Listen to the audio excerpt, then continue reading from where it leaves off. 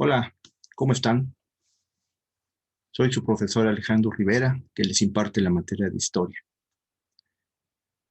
Me da mucho gusto saludarlos y espero de corazón que se encuentren muy bien, al igual que su familia.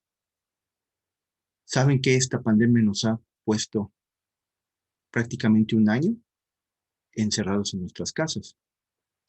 Hemos hecho mucho esfuerzo por todos lados para poder seguir con una vida más o menos normal. Pero también ustedes saben que después de mucha investigación, científicos de todo el mundo han encontrado vacunas. Esas vacunas se han empezado a aplicar en México y poco a poco eso ayudará a que baje la tasa de contagios. Pero mucho ojo, no podemos bajar la guardia todavía. Es inevitable que sigamos en casa y que nos sigamos cuidando. Ustedes son parte importante para que su familia esté bien, así que no bajemos la guardia. Se los pido de corazón, no bajemos la guardia. Bueno, ahora vamos a ver el contenido. El contenido de este tercer proyecto es el tema 1, las circunstancias externas que contribuyeron a la independencia de la Nueva España. El subtema 1, que son los cambios en la corona española, la Constitución de Cádiz, la invasión de Napoleón a España y el pensamiento liberal. Y el subtema 2, que es el criollismo, los peninsulares se rebelan y conspiraciones e insurrección en 1810. Estos, ustedes ven que es los indicadores que ya conocen.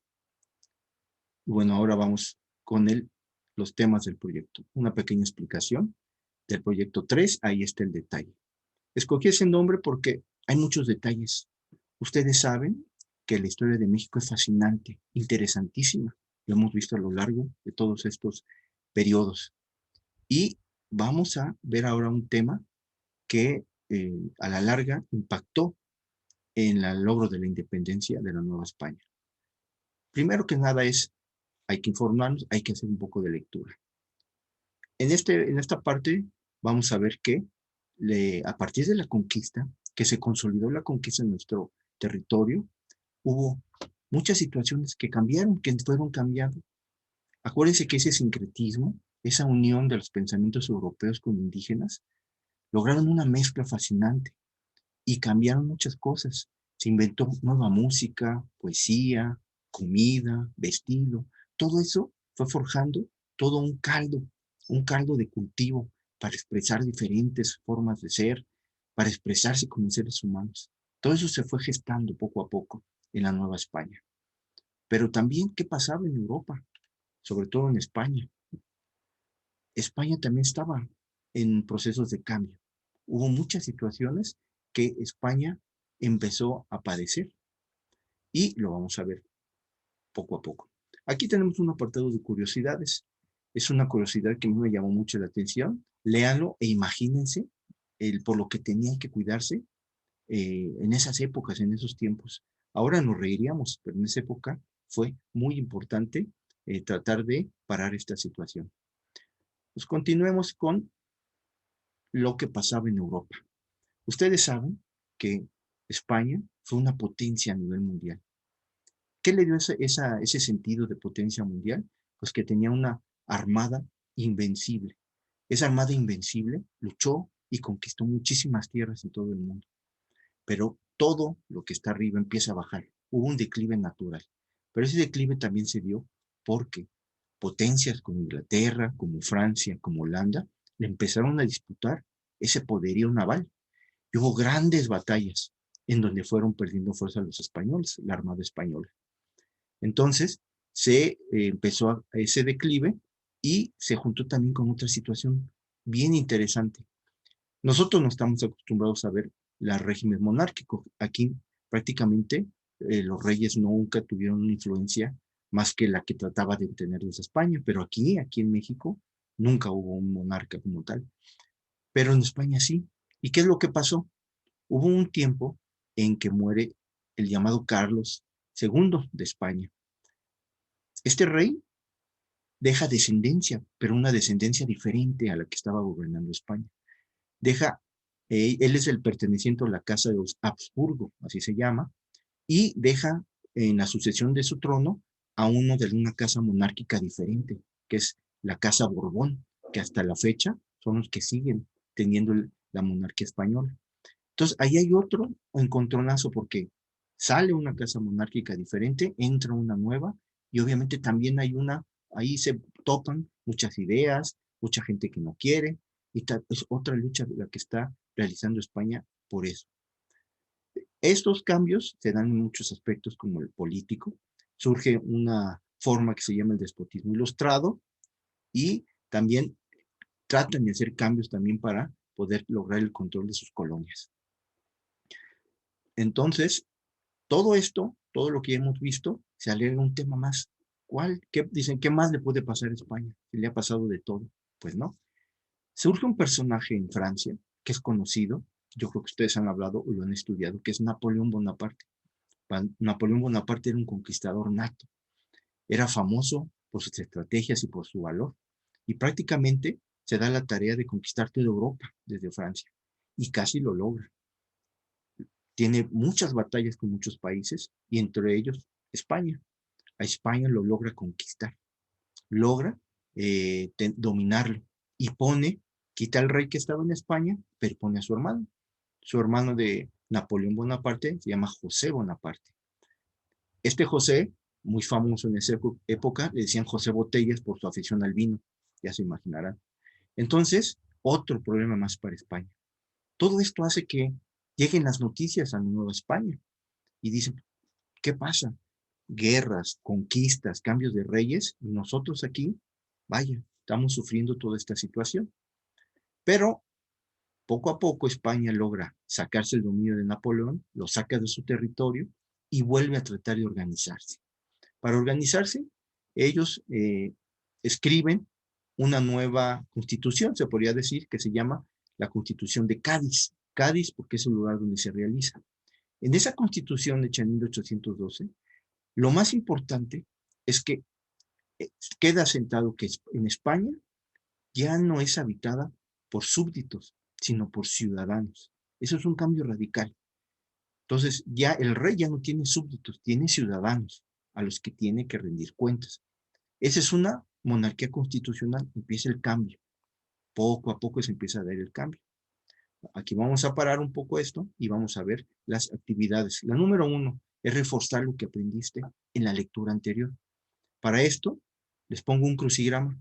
Ustedes los conocen, hay crucigramas de muchas formas y sirven para repasar los temas. Si ustedes hacen una lectura a conciencia de toda la anterior, todo lo anterior que viene, que es poco en realidad, van a poder resolverlo sin ningún problema. Yo sé que ustedes no van a tener problema para resolverlo, lo van a hacer bien y no, yo nada más les pongo un ejemplo que es en Vertical 1, país aliado de los ingleses contra Napoleón, que es Portugal. Aquí está el número 1 y ustedes siguen con el 2, toda la información la van a encontrar. Aquí lo pueden hacer en su cuaderno, lo pueden copiar en su cuaderno o si tienen la oportunidad de imprimirlo y resolverlo. No se les va a dificultar. De todos modos les puse aquí un link que es como resolver un crucigrama. Lo pueden ver, pero no creo que se les dificulte. Vamos a continuar. La actividad 2 sigue con reforzando lo que aprendimos, que es en cuántas intendencias se dividió el territorio de la Nueva España. Recuerden que es Nueva España, no México. México no existía como nación, recuerden. Entonces, en cuántas intendencias y cómo se llamaron. Y también les pido que busquen definiciones de 3 conceptos para que los ayude a entender mejor todavía, que es feudal, despotismo ilustrado y monarquía constitucional. Yo les pido que si buscan conceptos, busquen un concepto que ustedes lo entiendan perfectamente bien. No pongan uno por ponerlo, sino uno que ustedes lo entiendan para que comprendan todo lo anterior que leyeron, ¿sí? Bueno, vamos a pasar al subtema 2, que es el criollismo, los peninsulares se rebelan y conspiraciones e insurrección en 1810. Aquí trata que hubo 2 formas de pensamiento, hubo muchas, pero bueno, principalmente 2. Una que se daba ya en la Nueva España de los llamados peninsulares. ¿Quiénes eran los peninsulares? Si estuviéramos en clase, muchos estarían levantando la mano. ¿Quiénes son los peninsulares? Los que venían directamente de España. Los que nacían en España y decían, vamos a las Américas a hacer fortuna. Y vaya que hicieron mucha fortuna. Se venían para acá y ellos ya estaban en la Nueva España cuando hubo tantas situaciones ahí en su lugar de origen. Entonces ellos dijeron, vamos a buscar también independizarnos del dominio español, de nuestro dominio del rey de España, a pesar de que somos españoles. Pero ellos no lo hacían más que por cuidar su poderío económico. Ellos habían hecho grandes fortunas, pero también pagaban grandes impuestos para financiar las guerras que tenían en España. Y decían, basta, vamos a lograr la independencia. Y vaya que hicieron muchos movimientos y muchos tuvieron buenos efectos. A la larga también ayudó a la independencia de la Nueva España. Y también les pongo del otro lado los que los criollos empezaron a hacer. Los criollos eran descendientes de españoles, pero nacidos en América, en la Nueva España. Ellos también, no podemos negarlos, también querían un poder económico, pero también, y eso es muy importante, a diferencia de los peninsulares, querían que la sociedad creciera, que hubiera mejoras en todo el pueblo, que este país empezara poco a poco a salir adelante.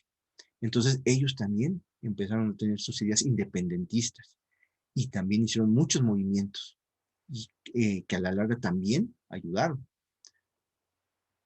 ¿Qué pasó? Poco a poco, todas estas situaciones se fueron dando y se fueron concentrando, obviamente, y empezaron a surgir personajes importantísimos en la vida nacional. Ustedes han hablado han oído hablar y los han estudiado muchas veces. Don Miguel Hidalgo y Costilla, Juan Aldama, Ignacio Allende y doña Josefa Ortiz de Domínguez en la primera etapa de la independencia.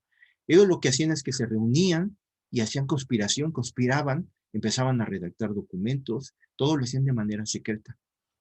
Desgraciadamente no fue mucho lo que pudieron durar, porque fueron descubiertos, se soltó el movimiento, tuvo que empezar antes, Miguel Hidalgo tuvo que tocar las campanas de Hidalgo mucho antes, y ¿qué pasó? Pues la lucha comenzó.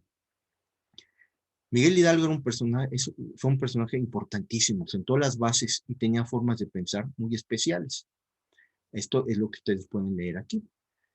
No podemos negar que don Miguel Hidalgo, el cura Miguel Hidalgo, puso las bases, sentó las bases para poder que el país pudiera lograr la independencia anhelada. Entonces, vamos a continuar ya con otra actividad, que es un bando o una proclama que hizo don Miguel Hidalgo en esa época, por ahí de 1810. En este bando, don Miguel Hidalgo pone 3 puntos muy importantes, escribe 3 puntos muy importantes, que es lo que ustedes tienen que leer y sacar una opinión si son liberales o conservadores, ¿verdad? Eso es lo que yo pido de leer este bando, y también tienen que buscar 3 palabras, las 3 palabritas que están en rojo, para que ustedes su significado igual lo escriben, para que ustedes entiendan mejor todavía lo que quiso decir Miguel Hidalgo y sepan si es liberal o conservador su pensamiento. Muy importante que lean detenidamente. Hay que saber también que Miguel Hidalgo solamente duró 1 año en la lucha de independencia, solo 1 año, pero puso los cimientos. Ahora vamos a ver con algunas consideraciones que son generales, que es, sobre todo es que pongan mucha atención en su presentación, su ortografía y redacción. Siempre se los he recalcado. Es una parte importante de la calificación del proyecto. También les pido una carátula sencilla con los datos aquí expuestos. No es nada nuevo, siempre se ha pedido. También les pido que las actividades deben ser firmadas por su padre o tutor, convertir su archivo a PDF para poderlo enviar. Acto seguido, les pongo para saber más, que es en su libro de texto, y 3 links de videos que siento que son muy importantes, y si ustedes quieren seguir aprendiendo, ahondar más en los temas, los pueden ver. Hay muchos más, yo escogí estos. Ahora, la actividad 5, que es la colaboración entre familia, aquí, les pido 2 puntos, que toquen 2 puntos, que ustedes son los que van a exponer ante su familia. Es, en esa época, ¿qué hubiera sido mejor? ¿Mantener una monarquía o no? Eso yo se los pido que los pongan ante su familia, y su familia les dé su opinión. Y también que les digan a su familia que la etapa de don Miguel Hidalgo para lograr la independencia nacional solamente duró 1 año. Tal vez muchos piensan que duró los 11 años que duró la lucha, pero no, él solamente 1 año pudo ejercer su su granito de arena para lograrlo. Entonces, eso sería bien importante que lo comenten y a ver qué reacción tienen y los anoten, por favor, ¿sí?